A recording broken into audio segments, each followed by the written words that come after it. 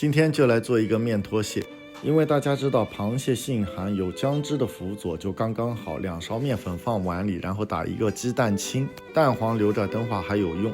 然后把泡好的葱姜水我们调2勺进去啊，把它拌一下，然后放一点食盐调底味。太干了，我们再加一点，继续搅拌，一直拌到这个程度就可以了。把河蟹一开啊，这个时间的螃蟹还是很肥的。姜片在不粘锅里面煸出香味之后啊，把河蟹拍上生粉，再去蘸面糊，这样等一下面糊绝对不会掉下来了。每天都在更新美食，不容易啊。螃蟹刀口向下全部放好了，然后放上毛豆子，喷入花雕酒，倒上1杯矿泉水，只要没过蟹的一半就可以了。1勺食盐，这里多一点的胡椒粉，小火焖上15分钟，收浓汤汁，这样做出来的面拖蟹绝对赞，吃小酒最写意了。面香裹挟着蟹粉的香味。